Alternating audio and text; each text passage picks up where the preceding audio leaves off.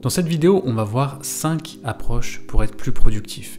Parmi toutes les choses que j'ai essayées au cours de ces dernières années, ce sont vraiment les 5 choses qui m'ont aidé le plus. Donc avant de commencer, si le sujet de la productivité vous intéresse, j'ai créé un guide qui vous donne 40 techniques de productivité. Si ce guide vous intéresse, vous trouverez le lien pour le télécharger dans la description. Donc on va commencer par le premier principe de productivité et c'est celui de commencer chaque journée par la tâche la plus importante. C'est ce que Brian Tracy appelle avaler le crapaud.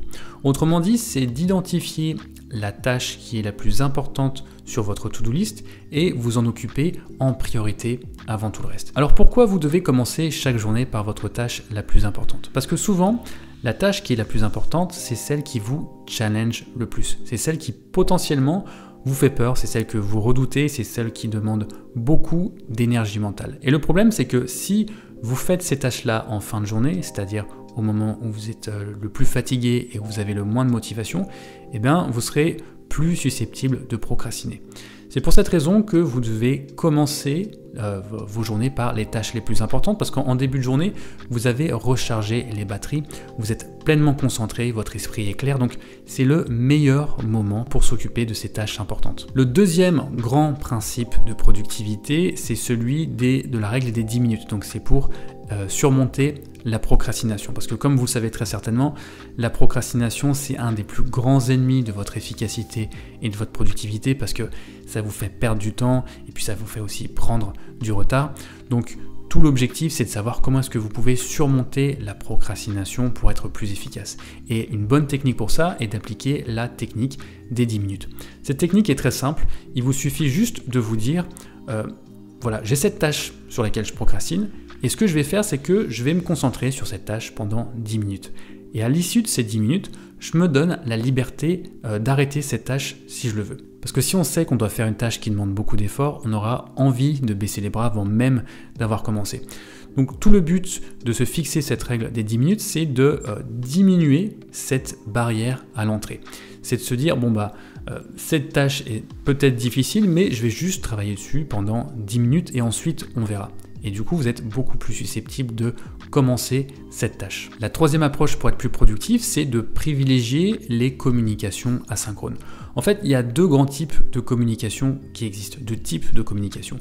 Il y a les communications synchrones et les communications asynchrones. Les communications synchrones, ce sont celles qu'on fait en temps réel. Donc typiquement, ça va être une conversation qu'on va avoir avec quelqu'un, ça va être un appel Zoom, une réunion. Donc ce sont tous les échanges qui se font en temps réel. Les communications asynchrones, ce sont les échanges qui se font en temps différé. Donc là-dedans, on va retrouver notamment les emails et puis aussi les messages. Et si vous voulez vraiment vous concentrer pendant la journée et créer un espace, un environnement de travail productif, vous devez privilégier les communications asynchrones de façon à ne pas vous faire interrompre toutes les 5 minutes. Parce que si vous faites passer, si vous avez pour habitude de travailler en mode synchrone, eh bien vous allez répondre au téléphone quand on vous appelle, vous allez accepter toutes sortes de réunions. Quand quelqu'un viendra toquer à votre porte, vous lui direz d'entrer et ensuite vous serez interrompu pendant 15 à 30 minutes, ce qui fait que c'est pas une bonne façon de travailler. Une meilleure façon, c'est de réserver des moments dans la journée pour justement ces échanges synchrones et le reste du temps travailler de manière asynchrone. Donc vous pourriez dire par exemple, tous les jours, de 15h à 18h, je réserve cette plage horaire pour tous mes échanges qui sont synchrones. Donc je vais accepter des réunions pendant ce créneau horaire-là, je vais accepter des appels, et le reste du temps, vous communiquez de façon asynchrone pour que vous puissiez vous concentrer sur vos tâches. La quatrième approche pour être plus productif, c'est d'automatiser vos tâches.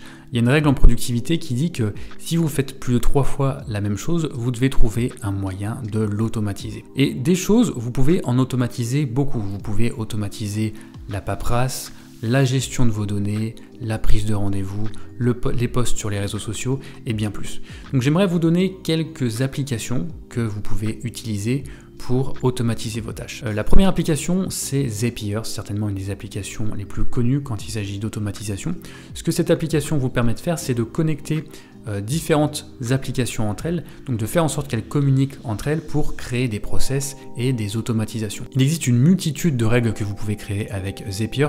Personnellement, celle qui m'est le plus utile, c'est la règle qui consiste à connecter Gmail avec mon Google Drive. En fait, ce que Zapier fait, c'est qu'il va télécharger automatiquement toutes les pièces jointes qui sont contenues dans mes emails et les enregistrer au bon endroit dans mon Google Drive. Ce qui fait que ça m'évite d'avoir à télécharger des factures, des quittances, etc. C'est Zapier qui s'en occupe à ma place. La deuxième application que vous pouvez utiliser pour automatiser les process, c'est Calendly. Donc Calendly va vous permettre d'automatiser la prise de rendez-vous. Parce que le problème, c'est que quand on veut prendre un rendez-vous avec quelqu'un, un rendez-vous commercial ou organiser une réunion, eh bien, on va souvent faire du ping-pong d'emails. On va s'envoyer des emails, on va se demander quand est-ce que tu es disponible, moi je suis pas disponible à ce moment-là, est-ce que toi tu es disponible à ce moment-là? Donc c'est un véritable enfer pour trouver les bons créneaux horaires. Avec Calendly, vous définissez les créneaux horaires pendant lesquels vous êtes disponible, vous envoyez le lien de votre Calendly et ensuite la personne peut booker le rendez-vous à l'heure qui la convient. Donc c'est une façon beaucoup plus efficace de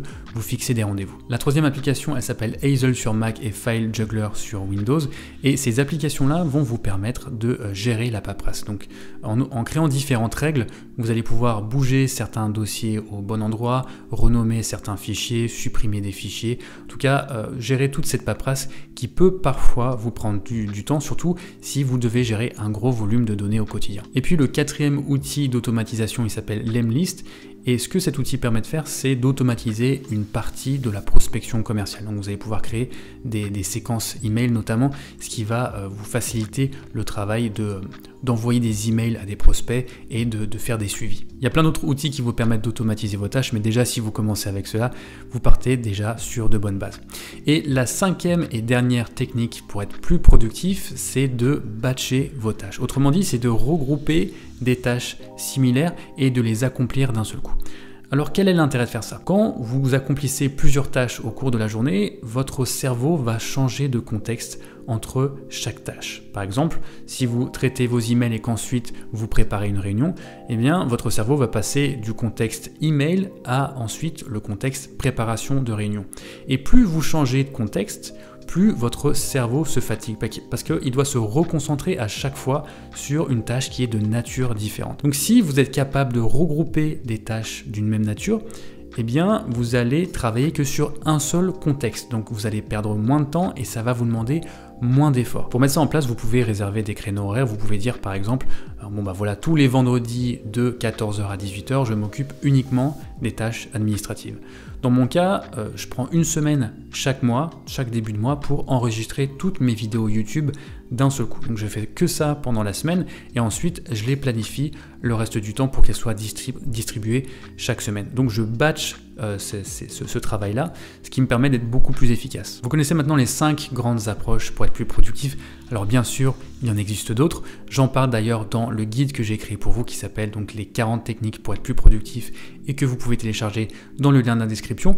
Mais déjà, en suivant ces quelques conseils, vous pourrez augmenter votre productivité et puis être plus organisé au quotidien. Donc si vous avez aimé cette vidéo, n'hésitez pas à la liker et à la commenter, ça aidera beaucoup à faire grandir la chaîne. En tout cas, merci beaucoup d'avoir regardé cette vidéo et puis moi je vous dis à très bientôt.